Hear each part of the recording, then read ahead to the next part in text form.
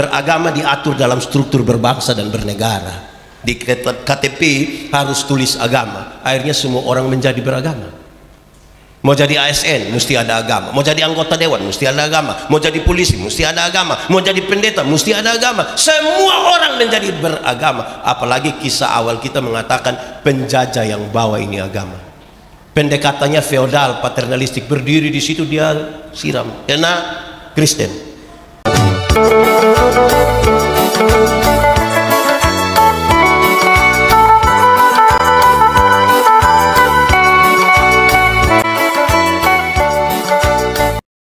Bapak Ibu Saudara-saudara, mari kita berdoa untuk pemberitaan firman Tuhan. Mari berdoa. Ya Tuhan Allah, kami mohon kepadamu, kuatkanlah dan teguhkanlah iman kami, supaya waktu ini ketika kami mau belajar firman Tuhan, biarlah ini menjadi waktu paling baik bagi kami. Kami terlalu terbatas sebagai manusia, sehingga tidak mungkin bagi kami untuk kami mengerti firman-Mu, apalagi untuk kami melakukannya. Karena itu kami mohon kuat kuasa Roh Kudus-Mu menolong kami hari ini, baik hamba-Mu yang akan menyampaikan firman dan juga semua jemaat yang mendengarkannya, supaya kami dimampukan mengerti dan melakukan kehendak-Mu. Jauhkanlah semua penggoda pencobaan, biar dalam damai-Mu kami belajar firman Tuhan. Kami rindu pada firman-Mu. Berfirmanlah bagi kami Tuhan, di dalam nama Yesus firman yang hidup itu kami berdoa. Amin. Jemaat Tuhan, marilah berdiri untuk mendengar firman Tuhan yang terbaca dari Alkitab. Surat Kolose pasal 2 ayat 6 dan ayat yang ke-7. Demikian bunyinya. Kamu telah menerima Kristus Yesus Tuhan kita. Karena itu hendaklah hidupmu tetap di dalam Dia. Hendaklah kamu berakar di dalam Dia dan dibangun di atas Dia. Hendaklah kamu bertambah teguh dalam iman yang telah diajarkan kepadamu, dan hendaklah hatimu melimpah dengan syukur.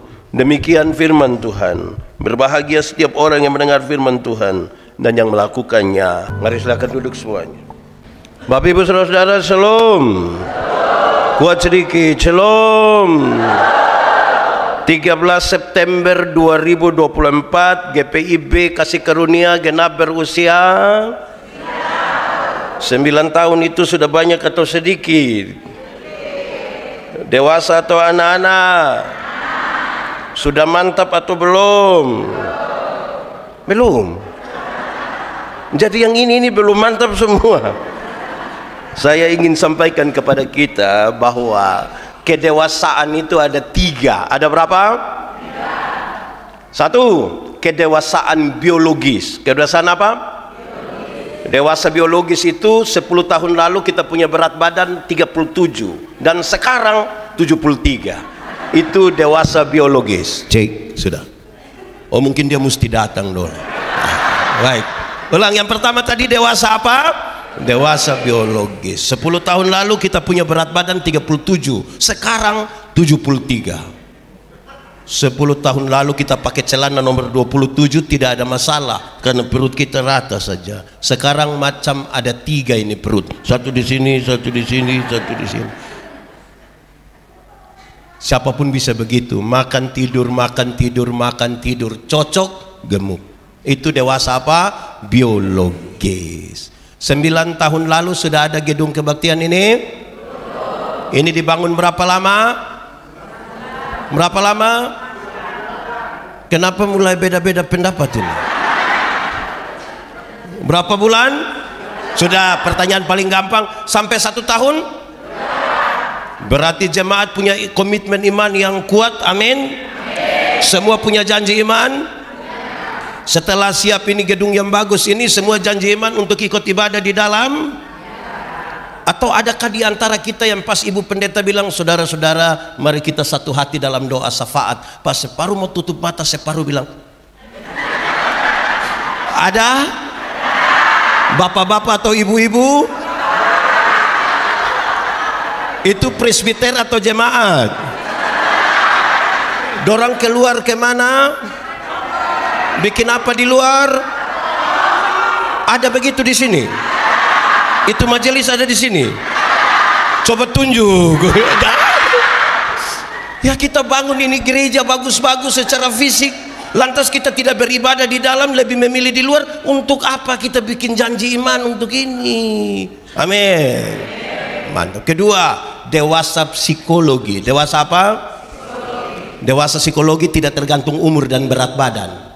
Umur 40 tahun, tapi kalau Tuhan tersinggung, sedikit-sedikit tersinggung, sedikit-sedikit tersinggung, sedikit-sedikit tersinggung, tersinggung kok sedikit-sedikit. Di sini ada yang biasa tersinggung, yang sedikit-sedikit mau keluar dari kasih karunia ada.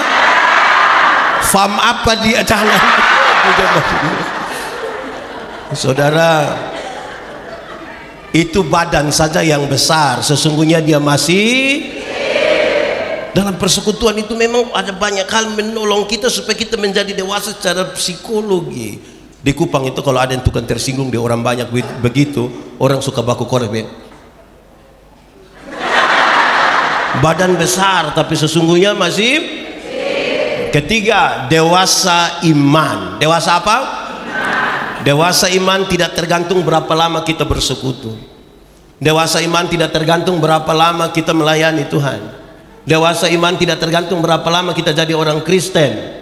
Tapi dewasa iman itu kira-kira begini. Ada anak umur 3 tahun, ada meja berat 10 kilo. Anak umur 3 tahun bisa pikul meja yang 10 kilo? Bisa? 17 tahun kemudian dia umur 20 tahun bisa pikul meja yang 10 kilo? Yang berubah anak atau meja? Yang berubah anak atau meja? Itu dewasa iman. Tidak meminta beban menjadi ringan, tapi dia berdoa meminta bahu yang semakin kuat.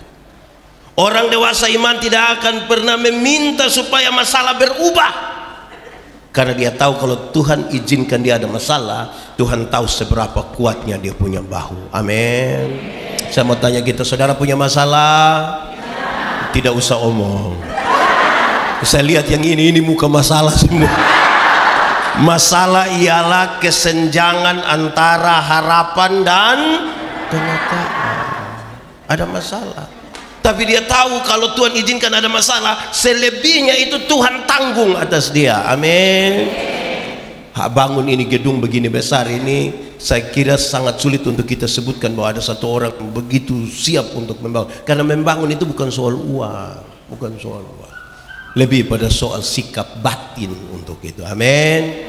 Dan karena itu saudara-saudara, orang dewasa iman hampir-hampir tidak meminta orang lain untuk berubah. Tapi siapa yang berubah? Siapa berubah? Kadang-kadang kita sibuk minta orang lain berubah, lupa rubah diri sendiri. Amin. Betul. Di Badung juga ada. Dikasih karunia. Siapa punya suami? Mau ubah ini dunia sesuai tema kita, ubahlah dulu. Kadang-kadang kita sibuk untuk ubah dunia tanpa mau ubah diri, tidak bisa. Dewasa iman ada pada perubahan diri. Ubahlah dirimu, begitu kira-kira. Baik, saya lanjutkan sedikit. Jemaat, di sini tidak ada jemaat. Ini kursi kayu semua. Jemaat, kekristenan itu bertingkat-tingkat dan ada 3 tingkatan. Berapa tingkatan? 1 itu tingkatan paling bawah. Tingkatan yang paling bawah adalah beragama tapi tidak beriman. Sama-sama 1, 2, 3. Beragama tapi tidak beriman. Untuk agama dia suagama, untuk baptis subaptis, untuk sidi susidi, untuk jadi presbiter sudah lama. Beriman belum tentu. Kenapa hal ini serius? Beragama diatur dalam struktur berbangsa dan bernegara. Di KTP harus tulis agama, akhirnya semua orang menjadi beragama. Mau jadi ASN mesti ada agama, mau jadi anggota dewan mesti ada agama, mau jadi polisi mesti ada agama, mau jadi pendeta mesti ada agama. Semua orang menjadi beragama. Apalagi kisah awal kita mengatakan penjajah yang bawa ini agama.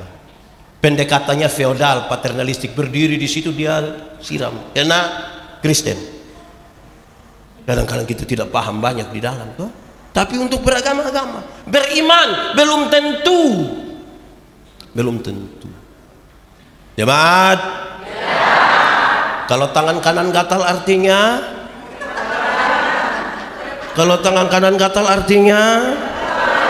Yakin kalau gatal dapat uang? Kalau tangan kanan gatal artinya dapat uang, maka orang Koreng pasti kaya raya. Itu bukan tangan kanan saja yang gatal, semua gatal habis itu. Alkitab kasih tahu, satu-satunya cara untuk dapat berkat ialah kerja. Apa? Kerja, bukan bagatal, tidak begitu. Kerja. Pendeta Yandi bawa materi di banyak kota di Indonesia. Nanti habis mereka bilang, pendeta kita boleh foto-foto? Boleh. Pas kita mau foto begini, ada yang dari belakang bilang, jangan 3 orang, jangan 3 orang. Kalau foto 3 orang nanti mana yang mati? Mana yang mati? Masih percaya begitu juga? Berarti mau bunuh Don 3 ini gampang sekali. Tinggal, memang bayangkan, sudah Kristen, rantai salib sudah besar, tapi masih percaya kalau foto 3 orang 1. Wah, itu kita punya repot sendiri. Jemaat, di sini ada yang tahu bawa mobil kok? Ada bisa drive, jadi bawa mobil bisa? Saya lihat ada banyak orang badan bagus-bagus, muka memang keras. Tabrak ayam lewat, tabrak tikus lewat, tabrak anjing, waktu tabrak kucing,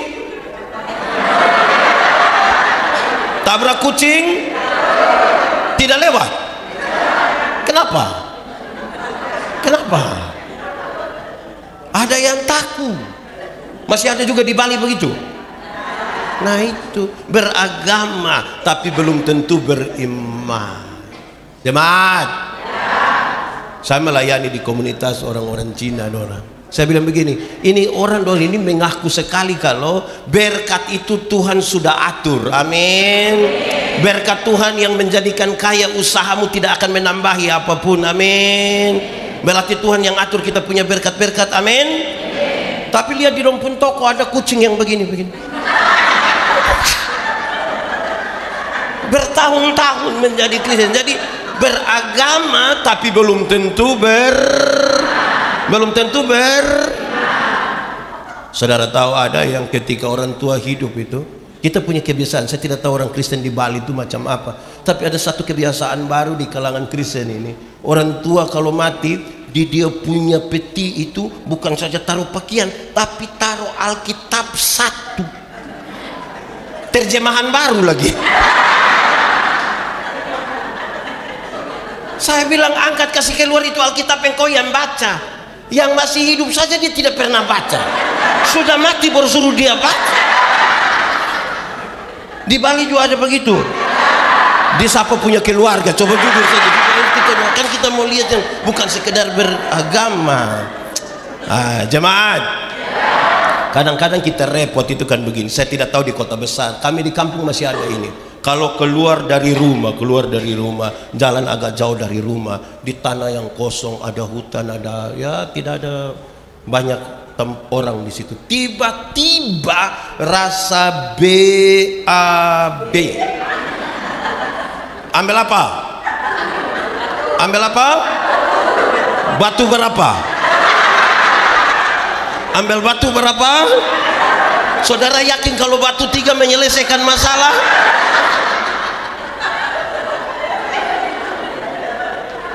Kalau batu 3 menyelesaikan masalah, untuk apa ada toilet di situ? Untuk apa ada di situ? Tinggal kasih turun 2 trek. Ini zaman sudah sangat maju ini. Masih banyak orang menyikapi salah dia punya kehidupan. Kelasnya paling bawah, beragama tapi tidak. Kelas yang kedua, bertobat tapi tidak berbuah. Sama-sama 1, 2, 3. Bertobat tapi tidak. Untuk bertobat dia sudah bertobat, judi sudah tidak, mabuk sudah tidak, rajin gereja sudah baik, tapi tidak berbuah. Orang yang bertobat tapi tidak berbuah, dia hanya bercerita tentang masa lalu. Kasih kesempatan, kasih kesaksian, dia bangun, dia bilang waktu tahun 1970 pindah di ibadah sebelah, ulang lagi waktu tahun 1970, pindah lagi, dia ulang lagi waktu tahun 1970. Satu saat dia baru bangun, orang-orang baku korek bilang 1970. Di sini ada begitu? Ada? Dia ada ikut ibadah? Dia pakai baju warna apa? Bertobat tapi tidak. Nah, yang ketiga itu kelas paling tinggi sesuai tema kita. Kelas yang paling tinggi yang mengubah dunia adalah berbuah. Sama-sama, 1, 2, 3. Berbuah. Dalam hal inilah Bapakku dipermuliakan, yaitu jika kamu berbuah banyak dan buahmu itu tetap, supaya apa yang kamu minta kepada Bapa dalam namaku diberikannya kepadamu. Amin. Jemaat, berbuah bagi Tuhan gampang atau susah? Berbuah bagi Tuhan gampang atau susah? Susah atau gampang? Gampang atau susah? Susah atau gampang? Gampang. Berbuah bagi Tuhan itu gampang. Kenapa saudara-saudara? Ranting yang melekat kepada pohonnya, buah keluar dengan sendirinya tanpa disuruh. Amin. Jemaat, tahu pohon mangga? Pernah lihat pohon mangga berbuah? Pernah lihat orang timur paksa pohon mangga berbuah? Ancam-ancam berbuah. Ada? Ranting yang melekat kepada pohonnya, buah keluar dengan sendirinya tanpa disuruh. Amin. Anak SD, anak SMP juga tahu, untuk satu pohon, bagian pohon yang mencari makanan dia punya nama. Dia punya nama. Dari akar dia dapat sari-sari makanan, dia kirim ke mana? Daun. Di daun ada proses apa? Pintar-pintar semua. Nanti setelah jadi itu baru dia kirim ke ranting, buah keluar dengan sendirinya tanpa disuruh. Banyak orang rindu berbuah tapi tidak melekat kepada pohonnya. Akhirnya buahnya ada tapi buah plastik. Pernah lihat jeruk plastik? Advokat plastik? Pisang plastik? Enak? Tidak. Pernah rasa dia? Banyak yang rindu berbuah tapi tidak melekat pada pohon. Akhirnya buahnya buah plastik. Anak sekolah minggu juga tahu Yesus pokok dan sambil tepuk tangan. Yesus pokok dan tinggallah di dalamnya. Yesus pokok dan kita caranya, tinggallah di dalamnya. Pasti apa? Pastilah kau akan berbuah. Tinggal di dalam Kristus dan kamu akan berbuah. Amin. Dan kalau kita berbuah, nama Tuhan dipermuliakan, dunia ini berubah. Yang menarik adalah tema yang dipakai oleh GPIB Kasih Karunia hari ini. Baca sama-sama dia pun tema 1, 2, 3. Berakar, bertumbuh, berbuah, menjadi alat perubahan di tengah-tengah dunia.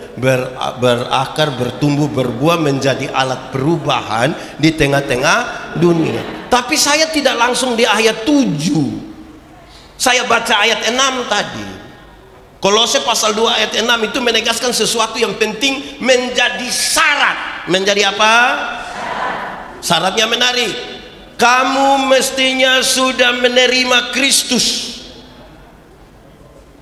Menerima Yesus sudah? Menerima Kristus Tuhan sudah? Kenapa pendeta tanya model begini ini, saudara-saudara? Dia menyebutkan 3 yang menarik. Kristus, Yesus, Tuhan. Kristus, Yesus, Tuhan. Sama-sama 1, 2, 3. Kristus, Yesus, Tuhan. Kasih tahu kawan di sebelah 1, 2, 3. Apa pentingnya dia sebutkan itu 3 hal? Saya mulai dari yang tengah. Yesus, sama-sama. Yesus. Waktu bicara tentang Yesus, banyak orang sudah terima Yesus. Kenapa? Karena Yesus juru selamat. Yesus juru selamat, semua orang mau, karena dia tidak mau dihukum mati. Dia mau ditebus supaya mati masuk. Dia punya soal adalah yang kedua, apakah saudara menerima Kristus? Kenapa lihat saya? Kristus Raja. Kristus Kalau raja berarti memerin. Ada orang terima juru selamat tapi dia tidak mau diperintah oleh Kristus. Makanya bertahun-tahun jadi Kristen tapi begitu terus. Masih tukang oh, tahu. Aduh, di sini ada yang biasa tipu-tipu. Ada duduk di sini pakai baju warna. Mulai sebut-sebut itu raja memerintah, jangan menipu. Tapi masih ada yang suka. Itu raja bilang tidak boleh maki, bukan makan saja tidak. Jadi apa poin yang ingin saya sampaikan, saudara? Yang ingin saya sampaikan adalah banyak orang suka menerima Yesus tapi tidak mau terima Kristus. Dia mau selamat tapi tidak mau diperintah oleh Kristus. Padahal itu syarat pertama. Kamu menerima Kristus, Yesus, Tuhan. Coba saudara lihat berapa banyak kali kita melanggar kehendak Allah. Ada berapa banyak kali. Dan itu serius bagi orang-orang percaya saat ini. Yang berikut, Tuhan hanya Dia yang layak disembah. Hanya Dia yang layak disembah. Coba saudara periksa penyembahan kita kepada Tuhan. Apa sungguh-sungguh kita datang dalam penyembahan? Atau banyak orang bukan menyembah Tuhan satu-satunya, dia masih menyembah banyak sekali barang di dunia ini. Jadi saya kira penjelasan dalam teks tadi itu menarik. Kamu harus menerima Kristus, Yesus, Tuhan. Hanya Dia yang harus disembah. Kalau itu tiga hal sudah jadi dulu, baru dia masuk ke ayat yang ketujuh. Kalau Yesus Kristus Tuhan itu kita sudah terima, baru berakar. Sama-sama 1, 2, 3. Saya mau tanya kita dulu. Di ibu-ibu, ibu-ibu, ada yang apa tanam bunga hias di rumah? Kau ada? Mantap, bagus kok. Kasih tahu saya tidak minta, saya mau saya tidak minta. Kalau itu bunga hias bagus sekali. Saya mau tanya, dalam 1 tahun itu ada berapa kali pindah pot? Dalam 1 tahun ada berapa kali pindah pot? 2 kali. Berarti per 6 bulan 1 kali. Amin. Ini yang kami tidak tahu bunga, jadi ibu dong ngomong saja. Tapi poin yang ingin saya sampaikan di awal tentang akar itu adalah, saudara, kalau saudara mau bertumbuh, harus pastikan bertumbuh di pot mana. Ini jemaat apalagi di kota besar ini, dong suka pindah-pindah, ini minggu di pot sini, minggu depan di pot satu, minggu depan. Kalau tiap hari ibu-ibu kasih pindah itu bunga di satu pot, mati. Tidak akan tumbuh-tumbuh, pasti mati. Kapan dia punya akar itu akan menyatu dulu dengan tanah dan cari. Di sini ada yang biasa pindah-pindah gereja, yang suka pilih-pilih pendeta-pendeta. Ada juga di sini. Hanya satu kata sama-sama, bertobatlah. Kalau tidak bertobat minimal berobatlah. Itu sakit itu. Saudara untuk bertumbuh harus menegaskan saudara bertumbuh di mana. Begitu. Kalau di GPIB mesti di GPIB. Kalau saudara mau di tempat lain, di tempat lain. Tidak bisa pindah-pindah, ini hari di sini. Ini bukan makan. Hei jemaat. Ibadah itu, pertumbuhan itu tanggung jawab, bukan selera. Banyak orang beribadah dengan selera, bukan dengan tanggung jawab. Tanggung jawab itu kelasnya lebih tinggi daripada kewajiban. Kewajiban itu orang kalau sekedar menjalankan kewajiban, sedikit-sedikit dia bilang, kok yang penting pokoknya, kok yang penting pokoknya. Saya pernah melayani kira-kira 5 tahun di Pulau Sabu, Pulau bagian selatan NTT.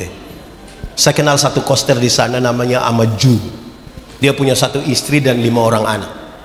Saya bilang dia, Amah, iris tuak itu susah atau tidak? Dia bilang susah pendeta. Coba gambarkan dia punya susah. Pak pendeta, kita naik itu pohon tuak itu jam 2 subuh. Kita baru akan turun jam 7 pagi.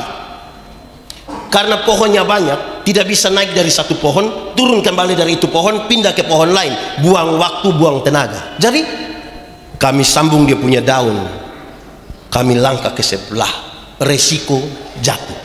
Dia punya pisau sangat tajam pendeta, bisa melukai kita punya jari. Mayangnya keras sekali lagi. Belum lagi kalau ada tokek di atas.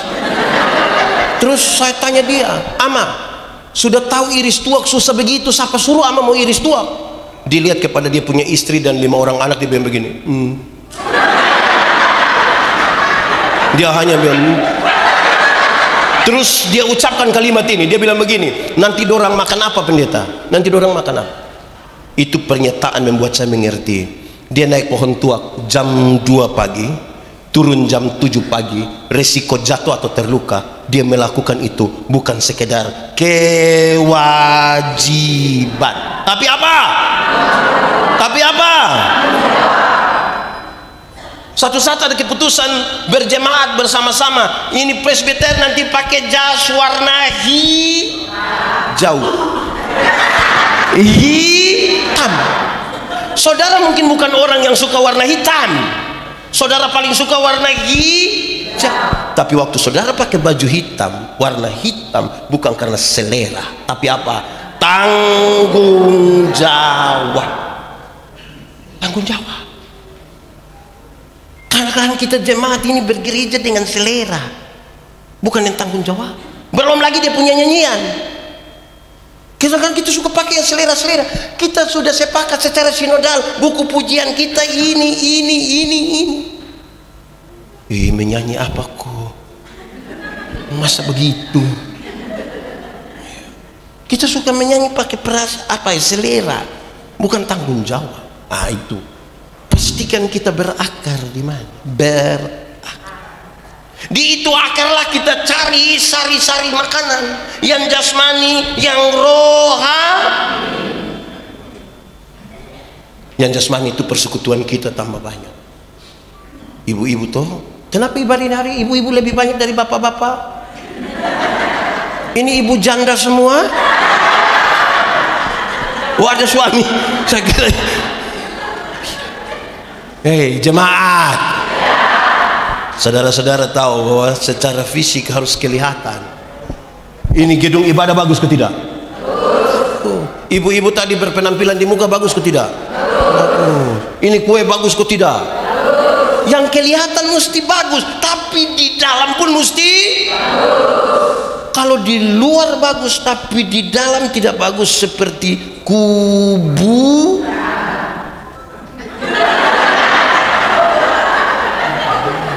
Mesti bagus semua, baik yang kelihatan, yang physically maupun yang tidak. Banyak kali kita sibuk di yang kelihatan, yang di dalam kita tidak urus. Padahal saudara tahu bahwa dengar, saudara tahu yang tidak kelihatan itu yang menyertai perjalananmu. Latihan jasmani itu penting, tapi terbatas gunanya. Ibadah itu mengandung janji, baik untuk kehidupan hari ini maupun untuk kehidupan di zaman yang fisik ini. Saudara, kita mau jaga dia karena juga nanti rusak. Beredar di grup-grup WA bilang begini, nanti kalau sudah umur 50 tahun, cantik atau tidak cantik sudah tidak penting, sudah tidak bisa disembunyikan di balik bedak dan lipstick lagi, sudah tidak bisa. Waktu kita masih umur 20, 30 tahun, 10, 20, itu kita rasa pipi ini kinclong kan. Sudah 50, meleleh ini tidak bisa. Biar kita mau jaga bagaimana, mau suntik apapun tetap. Rasa kok tidak ibu-ibu?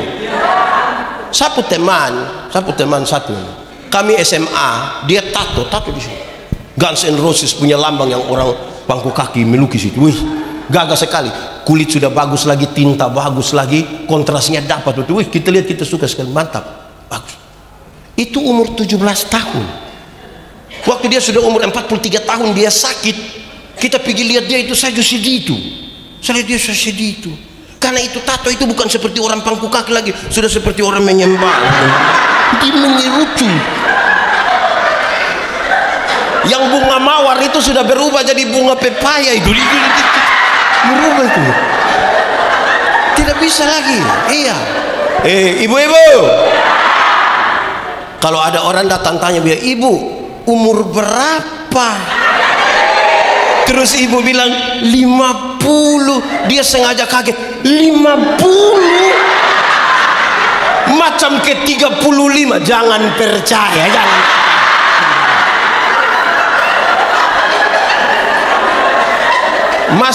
Masa umur 50 sama ke 35? Nah, yang 15 di mana?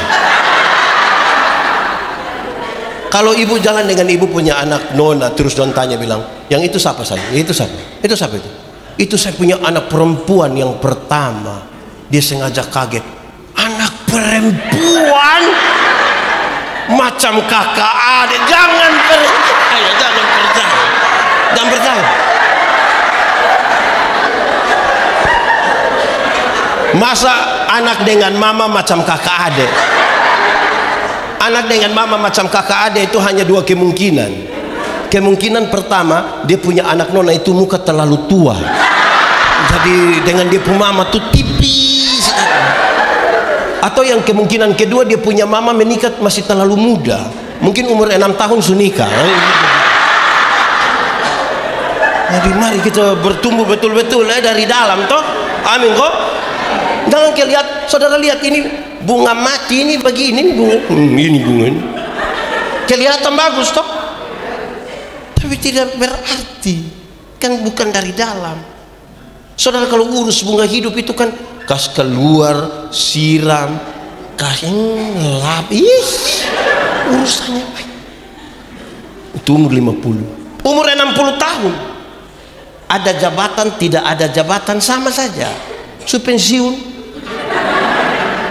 Rata-rata ASN, TNI, Polri, perusahaan itu kan kasih pensiun orang kira-kira umur 60 toh.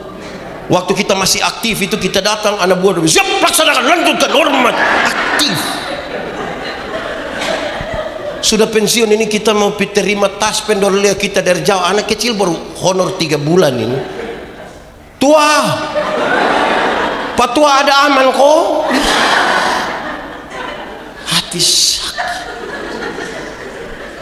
Umur 70 tahun, rumah besar atau rumah kecil pun sama saja. Apalagi rumah tingkat.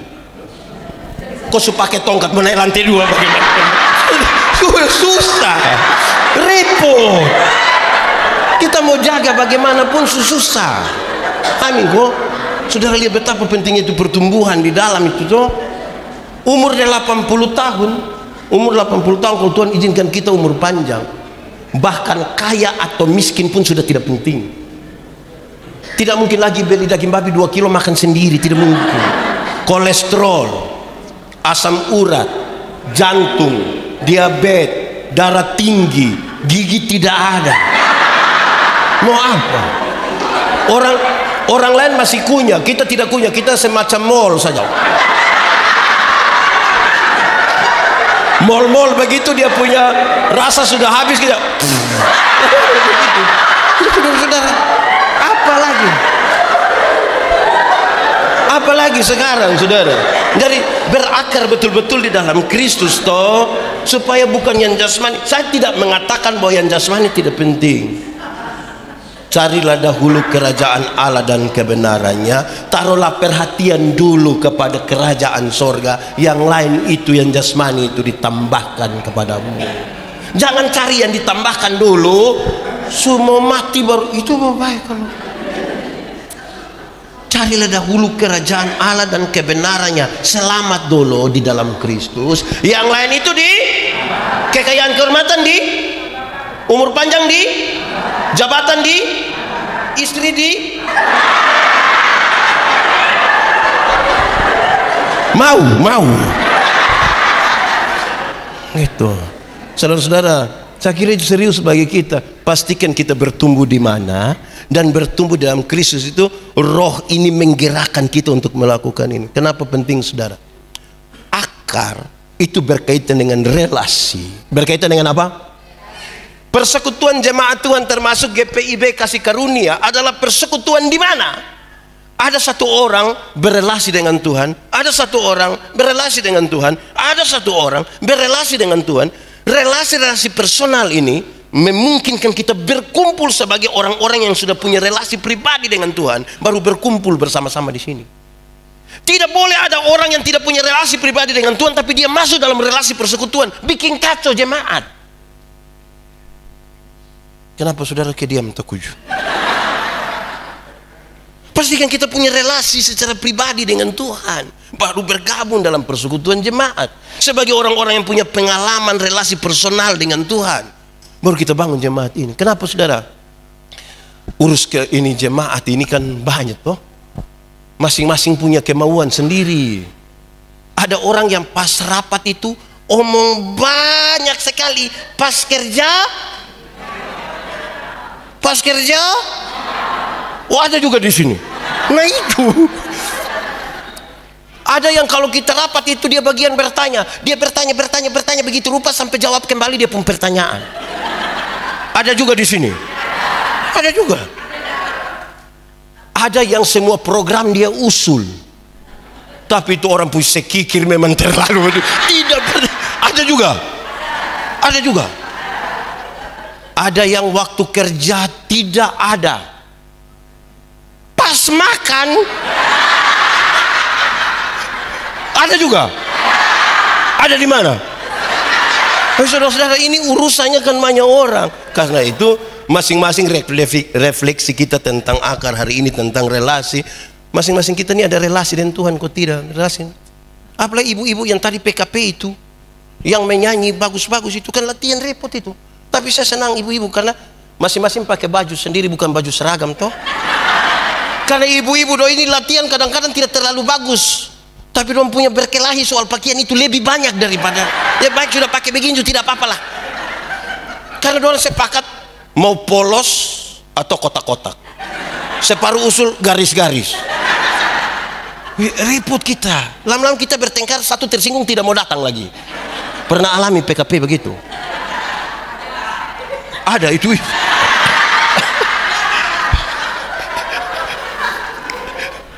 Nah, itu pertama, berakar di dalam dia tuh begitu, supaya yang di dalam tuh yang bertumbuh toh mau keluar. Tapi yang kedua, dibangun di atas dia, bertumbuh. Saya mau tanya, jemaat, ada yang dia punya, ada yang orang umur berapa sekarang? 13 tahun. Oh, ibu bikin beta kaget. Anak umur 3 tahun. Saya mau kasih tahu begini, jemaat, tanpa dia punya mama perintah, tanpa dia punya opa oma perintah, ini anak akan bertumbuh. Tanpa diperintah, pasti bertumbuh. Lalu apa tugas orang tua? Menjaga dia punya pertumbuhan supaya dia ada pada tanah yang baik, tidak diganggu oleh rumput ini, rumput itu. Kalau boleh tambah pupuk sedikit untuk bertumbuh, dan dia bertumbuh. Dulu kan saudara tidak pernah merasa bahwa sudah 50 toh, sekarang baru lebih seputih semua. Saudara tidak pernah rasa. Pertumbuhan akan terjadi dengan sendirinya. Pertanyaan kita adalah sehat atau tidak. Sehat atau tidak, itu pertumbuhan. Satu waktu saudara-saudara kita berharap begini, jemaat itu, ada jemaat itu kan suka pilih khotbah-khotbah pendeta-pendeta. Ada yang untuk mengenakan dia punya telinga saja. Terus dalam sebuah seminar ada mantan sekretaris sinode kami, dia bilang begini, khotbah macam kami pendeta ini kurang bagus. Seperti berdiri di atas mimbar siram-siram, tidak tahu masuk di botol kok tidak. Saya baru bilang betul, amin. Khotbah yang bagus harus seperti orang-orang persekutuan ini, seperti kita taruh selang langsung di botol, masuk lebih, amin, betul. Lantas Pak Sekretaris lanjutkan begini, sudah selang yang bagus, sudah masuk di dalam botol, bagus, tapi kita tidak tahu itu air bersih atau air kotor. Kalau sudah masuk bagus, mestinya air bersih, jangan air kotor, karena akan mengganggu pertumbuhan. Dia harus makanan yang sehat supaya bertumbuh dengan baik. Tadi saya lihat penatua di Aken itu ada 37 tambah 37. 37 tambah 37? Berapa? Berapa? Saudara tahu, Jemaat. Saya kasih tahu saudara. Pendeta dong, ini sekolah 5 tahun. Itu sekolah 5 tahun itu baca Alkitab dari Kejadian sampai Wahyu, ringkas lagi. So tahu memang ini tulis tahun berapa, kepada siapa, dari siapa, situasi politik ekonomi siapa, bagaimana. Besok mau khotbah ini malam pakai berdoa, baca Alkitab, cari referensi lagi. Mantap toh? Koma. Itu pun masih jemaat banyak yang tidak suka dengar.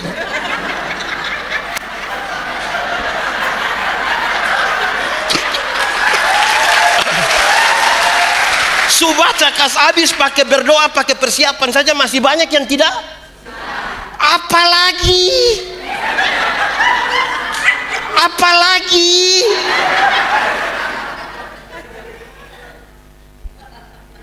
ini saudara-saudara, kadang-kadang gereja bikin program strategis peningkatan kapasitas para presbiter, pelatihan komunikasi khotbah, pelatihan homiletika. Ada yang dengan sombong sekali bilang, mau latihan apa? Begini-begini 4 periode. Aduh. Pernah dengar itu kalimat? Atau sendiri omong? Itu berkaitan dengan gizi. Makan apa itu jemaat? Makan apa? Itu menjadi penting karena orang mau bertumbuh. Sekali lagi, ini anak tanpa dia punya mama perintah dia pasti bertumbuh. Tapi dia punya makanan dipastikan mesti sehat. Mesti sehat. Nah, sehat ini ada banyak hal harus kita lakukan. Lingkungannya mesti bagus. Segala macam mesti bagus. Ibu-ibu, PKP. Ada di itu paduan suara yang datang latihan suka omong-omong orang nama. Ada. Nah, itu rumput yang tidak sehat. Saya punya video satu beredar luas ketika saya bilang, kita ini kadang-kadang mau omong orang, suka mulai dengan 2 kalimat pengantar yang menarik. Kalimat pertama datang, ibu-ibu siap mau latihan, terus dia datang dia bilang begini, sudah dengar ku belum? Ada yang begitu, sudah dengar. Kedua, dia datang dia bilang begini, bukan kita mau omong orang, bukan kita mau omong, tapi jadi saudara tahu, itu lingkungan di mana saudara ada yang akan mempengaruhi pertumbuhan saudara. Jemaat, khotbah hari Minggu, khotbah di perayaan 9 tahun, itu satu obat untuk semua penyakit. Satu obat untuk semua penyakit. Kan di sini ada ibu-ibu, ada bapak-bapak, ada remaja, ada pemuda, ada anak-anak. Satu obat semua penyakit. Saudara mau pastikan satu penyakit hasil diagnosa dengan satu obat yang tepat, itu ada pada pelka jemaat. Kategorial perempuan, kaum bapak. Ada pasutri juga aku tidak. Oh, sudah pokoknya itu. Lansia, itu kan masing-masing dan dia punya obat, dia pun pergumulan. Yang begini obat macam umum saya begitu. Mau bertumbuh dengan baik di tempat di mana kita bersekutu. Nah, saudara pastikan lingkungan di mana saudara ada dipastikan harus lingkungan yang baik untuk pertumbuhan berjemaah. Sudah 2 toh? Berakar, dibangun di atas dia. Tapi yang ketiga ini menarik. Iman diperteguh di situ. Iman sama-sama.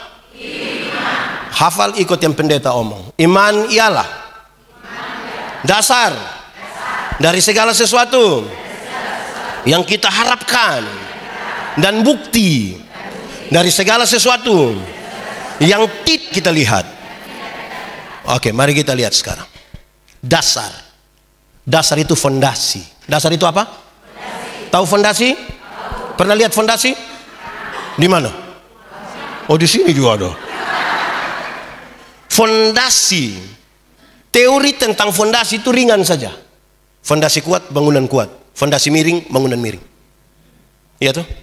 Dia dasar dari apa? Fondasi dari apa? Dari segala sesuatu yang kita harapkan. Harapkan itu apa? Cita-cita ke depan. Idealisme masa depan. Visi. Saudara mau jadi gubernur Provinsi Bali tahun 2080. Silakan, itu saudara punya visi, silakan. Saudara mau jadi orang terkaya di Indonesia, silakan, itu saudara punya visi, silakan. Yang ibu-ibu, yang nona-nona mau jadi wanita tercantik CRT, silakan. Itu visi, itu cita-cita. Yang menjadi soal adalah saudara mau menetapkan dia, taruh dia di atas fondasi apa? Karena yang membedakan orang percaya dengan orang yang tidak percaya adalah di atas dasar apa kita meletakkan itu. Karena orang tidak percaya, tidak beriman pun dia kepingin menjadi gubernur Provinsi Bali tahun 2000. Dia juga kepingin menjadi orang terkaya Indonesia. NTT kenapa? Dan dia kalau perempuan, dia ibu-ibu, dia juga kepingin menjadi wanita tercantik Ingat ya. Yang membedakan kita adalah kita taruh dia di landasan apa untuk menjadi kuat kan? Tapi dari ini, lanjutkan. Dari segala sesuatu yang kita lihat atau tidak lihat? Lihat atau tidak lihat? Tidak lihat. Baik, bagaimana menjelaskannya? Arsitek, tahu arsitek? Arsitek waktu dia mau bangun ini bangunan, mau gambar ini bangunan, yang 9 bulan lalu. Dulu sudah ada bangunan di atas ini gedung, ini tanah. Tadi yang kita lihat di sana kosong kan? Oke. Itu arsitek taruh duluan di dia punya kepala. Berapa lantai, kamar di mana, menghadap mana, ada berapa ruangan, tangga di mana, pintu di mana, jendela di mana. Dia taruh dulu di otak. Kelihatan atau tidak kelihatan? Dari yang tidak kelihatan, dia gambarkan di satu kertas putih. Mulai kelihatan kan? Dari kertas putih itu orang mulai kerja. Waktu dia sudah bangun ini gedung bagus begini, saudara beribadah di ulang tahun ke-9 di dalam ini. Kan ini gedung bagus ke tidak? Pertama kali masuk tanggal berapa? Tanggal berapa? Berapa? 8 Desember. Waktu saudara masuk, kan banyak yang foto-foto di luar kan?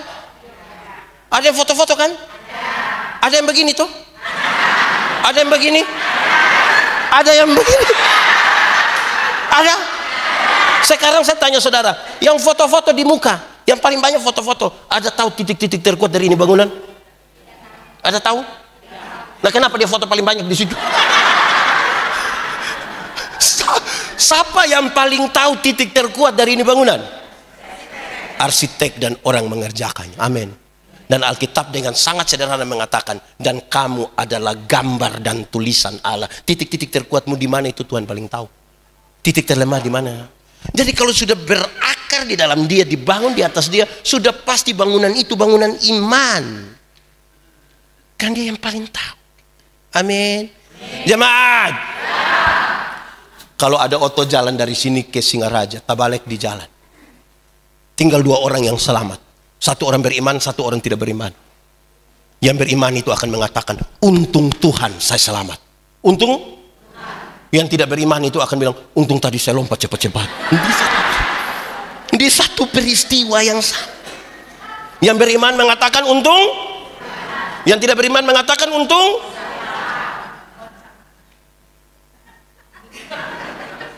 Saudara, jemaat, satu waktu Tuhan Yesus ajar, barang siapa mau mengikut aku, mesti menyangkal dirinya, memikul salibnya, dan mengikut aku. Saya tidak omong yang dua. Yang pertama, menyangkal diri. Menyangkal diri artinya, bukan saya. Bukan saya. Tapi, bukan, tapi, sekarang saya mau tanya, ini gedung ini siapa yang bangun?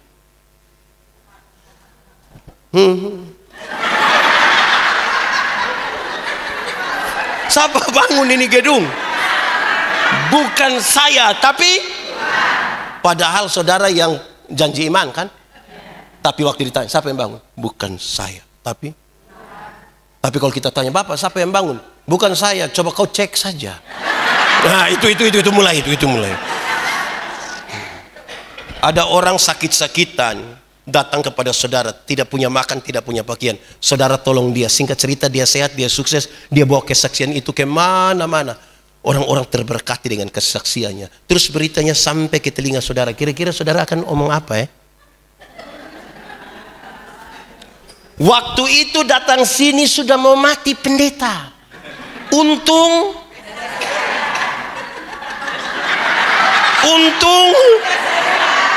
jadi saudara tahu, kadang-kadang kita tergoda untuk merampas kemuliaan. Amin. Amin. Jemaat, saya tidak tahu GPIB, tapi kami bercerita, kita gereja saudara toh, kami Gemit, lahir 1 tahun lebih duluan dari GPIB. 31 Oktober 1947 Gemit lahir. Kalau GPIB 1 tahun toh? Nah, itu. Di Gemit ada mutasi para pendeta. Mutasi pendeta. 1 periode 4 tahun. 1 pendeta boleh 2 periode di satu tempat. Dan paling lama 3 periode di satu klasis. Dia mesti keluar. Yang menarik itu adalah kalau jemaat suka pendeta. Sabar kok saya omong. Ini bukan di GPIB, saya tidak tahu. Kalau jemaat ada suka itu pendeta, dorang datang di kantor sinode. Bapak sinode, tolong jangan kasih pindah dulu dengan kami pun pendeta. Kenapa? Kami masih sementara membangun. Nanti sinode bilang, oh itu pendeta kepala tukang. Jadi kalau dia pindah pembangunan tidak jadi. Jadi kalau dorang suka itu dong pertahankan mati-matian. Tapi kalau dorang tidak suka, kenapa saudara ini? Dorang akan pergi, ambil kembali.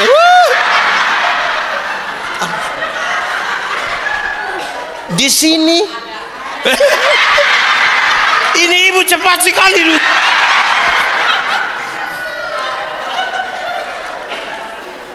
Saudara-saudara, memang memilih untuk berakar bertumbuh di dalam Kristus itu harus berani menyangkali. Semua suka stok kita mau habis sudah. Iya. 15 menit toh saya cepat-cepat lah. Sudah. Yang terakhir keempat. Tadi pertama tuh berakar, bertumbuh, diteguhkan iman. Tapi yang keempat dia bilang begini, supaya merubah dunia, dia kasih tahu. Hendaklah hatimu melimpah dengan syukur. Hatimu melimpah dengan syukur. Dia bicara duluan tentang hati.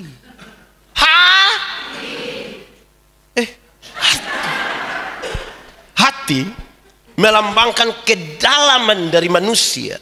Di dalamnya ada keputusan-keputusan paling dalam.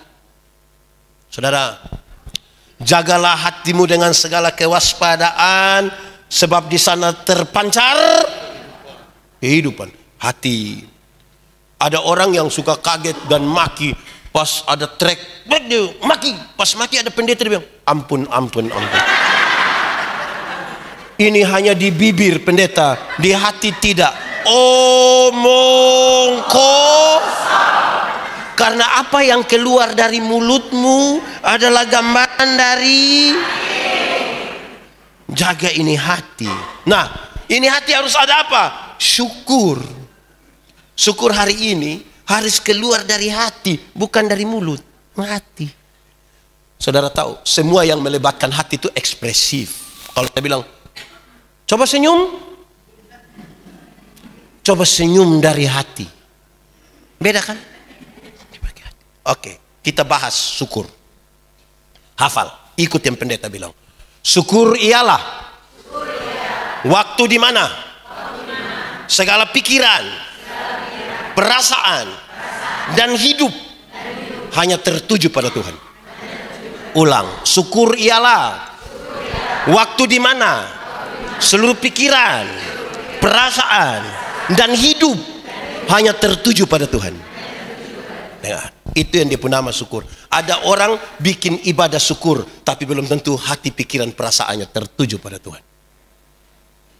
Pengertian syukur itu dengan pikiran, perasaan, dan hidup tertuju pada Tuhan, kita bisa bersyukur pada waktu kita sehat, tapi juga pada waktu sukses, pada waktu dalam berbagai-bagai dinamika kehidupan kita tetap bisa bersyukur. Kenapa bersyukur? Jemaat. So tinggal 10. Jemaat. Bersyukur itu cara terbaik menikmati hidup. Sama-sama. Bersyukur itu cara terbaik menikmati. Kenapa? Hati manusia ini lebih luas dari isi dunia. Artinya, isi dunia ini secara materi sudah taruh di hati manusia, tetap kurang juga. Karena kita selalu tidak puas, kan? Selalu tidak puas. Dulu, sudah yang penting kita bangun rumah saja. Yang penting tembok sudah ada, tidak usah ada cianjur, tidak apa-apa. Sudah jadi ada uang sedikit, oke kita tutup sedikit, bikin plafon. Sudah jadi kita bilang, aduh ada banyak binatang, kita bikin pagar. Sudah habis dari situ, aduh harus paving block. Aduh kita punya aduh ini terlalu banyak untuk tutup semua. Jadi hanya syukur dengan itu. Ada orang jalan kaki dia berdoa, Tuhan tolong kasih saya sepeda satu. Tuhan kasih sepeda satu, dia naik 2-3 bulan dia berdoa lagi, Tuhan naik sepeda memang enak Tuhan, tapi tanjakan itu betismu patah. Jadi yang kau punya mau? Kalau boleh motor satu Tuhan. Tuhan kasih motor satu. Dia naik 5-6 bulan dia berdoa lagi, Tuhan naik motor memang enak, tapi saya punya istri berat 80. Anak 3 orang dan montok-montok semua. Setiap kali motor bunyi, 4-4 mau naik satu motor. Motor bawa masalah baru dalam kami punya rumah. Jadi yang kau punya mau? Mobil satu Tuhan. Pick up enggak apa-apa Tuhan. Tuhan kasih oto satu. Naik 1 tahun dia berdoa, Tuhan naik oto memang enak. Istri juga naik, dia duduk paling depan. Tapi anak perempuan kami yang pertama itu sudah menikah dengan orang di pulau sebelah. Pulau apa? Di sini tidak pulau lain. Ini pulau apa? Masa mau ke Lombok pakai oto Tuhan? Jadi yang kau punya mau? Kapal laut satu. Tuhan kasih kapal satu, dia pergi lihat cucu, mantu, anak kandung di sana. Pulang dia doa, Tuhan naik kapal laut memang sampai Lombok Tuhan, tapi buang waktu gelo. Jadi yang kau punya mau? Oh tahu juga. Apa maksudnya? Minta enggak apa-apa, kan kita minta juga pada Tuhan. Tapi sikap terhadap berkat lebih penting dari berkat yang Tuhan kasih. Ulangi sama-sama. Sikap terhadap berkat lebih penting dari berkat yang Tuhan kasih. Sikapnya seperti apa? Mata ini mesti tertuju pada sumber berkat, bukan kepada berkat. Banyak orang menaruh mata pada berkat, lupa melihat sumber berkat. Itu dia punya masalah. Nah, kita lanjutkan. Jemaat. Dalam pengertian syukur dan contoh seperti itu, mari kita belajar dari satu nabi yang luar biasa. Elia. Siapa? Siapa? Elia itu luar biasa sekali. Bisa tahan hujan tidak turun 3,5 tahun. Bisa perintah apa itu? Perintah hujan turun dari api turun dari langit, bakar itu persembahan yang sudah disiram air toh. Bisa membunuh 450 nabi Baal. Bisa lihat awan yang kecil begini dan dia bilang ke Ahab kalau dia tidak cepat nanti hujan tutup dia. Ini orang sudah terlalu hebat ini. Terangkat hidup-hidup. Apalagi yang kurang. Tapi saudara tahu, Nabi Tuhan yang luar biasa itu ada satu waktu Tuhan bilang begini, Elia pergilah ke sungai Kerit. Pergi ke sungai Kerit. Aku akan memerintahkan burung-burung gagak untuk membawa engkau makanan. Saudara tahu burung gagak? Pernah lihat burung gagak? Lihat di mana? Jemaat. Kalau Tuhan suruh burung elang bisa bawa ayam 1 ekor kasih Elia. Tapi Tuhan suruh burung apa? Paruh burung gagak itu tidak bisa bawa beban yang berat. Dia bawa roti tipis yang ringan. Nabi Tuhan yang luar biasa itu makan roti tipis ringan. Saya tanya saudara, jemaat, pernah makan roti tipis dan ringan? Kalau saudara belum pernah makan, masih makan babi guling, masih apa? Sama-sama 1, 2, 3. Karena Nabi Tuhan itu masih makan itu roti tipis. Paruh burung gagak yang seperti itu tidak bisa menghancurkan daging yang masih keras, yang masih segar. Dia hanya menghancurkan daging yang hampir busuk. Karena itu burung gagak disebut burung pemakan bang. Jadi Nabi Tuhan yang luar biasa itu bukan saja makan roti tipis, daging yang dibawa kepadanya daging hampir busuk. Jemaat, pernah makan daging busuk? Kalau tidak pernah, sama-sama 1, 2, 3 bersyukur. Sudah makan seperti itu lagi, Tuhan bilang, Elia, pergilah ke Sarfat. Perjalanan dari Kirit ke Sarfat itu kira-kira 100 mil. 100 mil itu berarti kira-kira 160 kilo. Kira-kira dari sini ke mana? Ke? Ya memang jauh sudah. Ya misalnya ke Gili. Oke. 160 km, jalan kaki. Jemaat, pernah jalan kaki 160 km? Naik motor? Naik oto? Metik? Satu kata sama-sama, bersyukur. Karena itu Nabi itu masih jalan kaki. Jalan kaki hanya 5 menit cepat. Sudah jalan kaki 160 km, ketemu siapa di sana? Janda. Coba janda muda dan kaya. Kalau janda muda dan kaya, jangankan Elia, beta juga mau.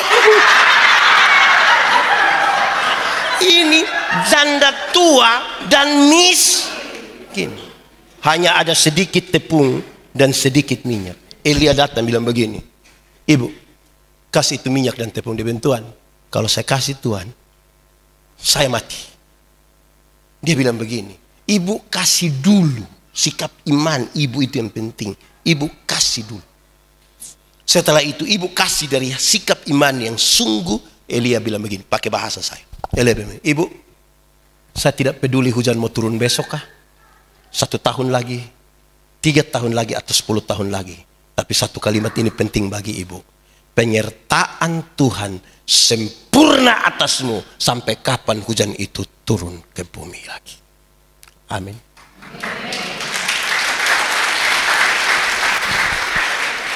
Saudara, ada masalah itu bukan soal saya, itu soal saudara. Tapi demi nama Tuhan dalam sikap iman yang teguh, saya mau bilang pada saudara, penyertaan Tuhan sempurna atasmu sampai kamu melewati pergumulan itu. Mari kita tunduk kepala di hadapan Tuhan.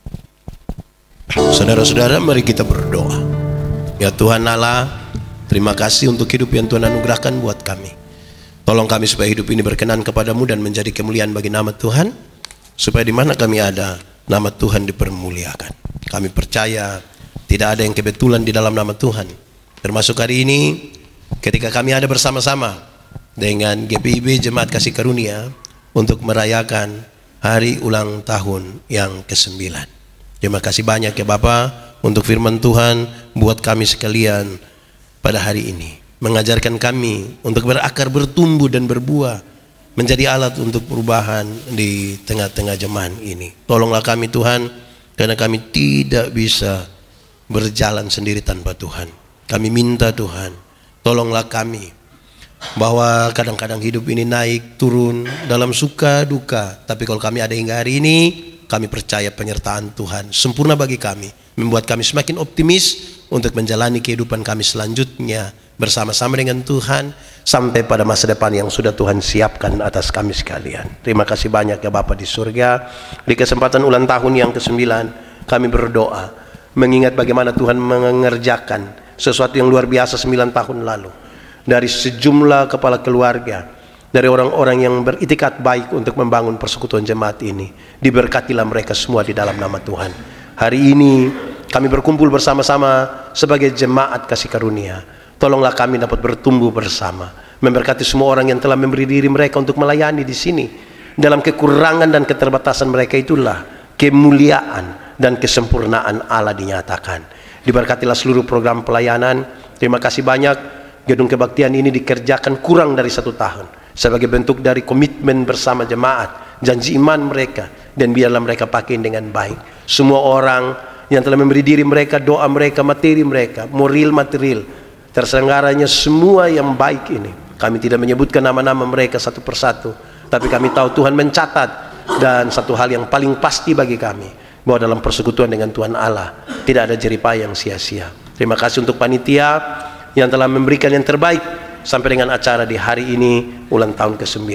Tuhan memberkati semuanya, bahkan seluruh jemaat yang hadir maupun yang tidak hadir, dalam keadaan mereka seperti apapun, tua, muda, laki-laki atau perempuan, anak-anak atau orang dewasa. Tuhan memberkati semuanya dalam pekerjaan, dalam kehidupan sekolah, masa depan, pasangan hidup, sakit dan penderitaan, dan berbagai-bagai hal lain. Tuhan tolonglah. Kami percaya Tuhan menyertai perjalanan hidup kami, dan secara khusus kami berdoa bagi salah seorang yang mengikuti ibadah ini, Saudara Rina. Kami berdoa dia beroleh kesembuhan daripada sakitnya. Tuhan tolong dia, Engkau adalah tabib yang ajaib. Berkatilah semua yang menjadi tindakan medik, obat penawar, istirahat, makan minumnya Tuhan berkati. Kami percaya kalau orang lain Tuhan tolong, pasti Rina pun Tuhan tolong. Diberkati walaupun dia hanya mengikuti ini secara online, Tuhan memberkati. Begitu seluruh jemaat, Tuhan tolong kami sekalian yang datang dengan pergumulan pribadi, Tuhan dengarkanlah. Jawablah seturut yang kehendak dan rencanamu, tapi berikanlah kepada kami iman supaya kami terus percaya pada Tuhan sekalipun kami dalam situasi hidup yang tidak menguntungkan. Kami mensyukuri semuanya bersama-sama di dalam doa yang Tuhan ajarkan bagi kami.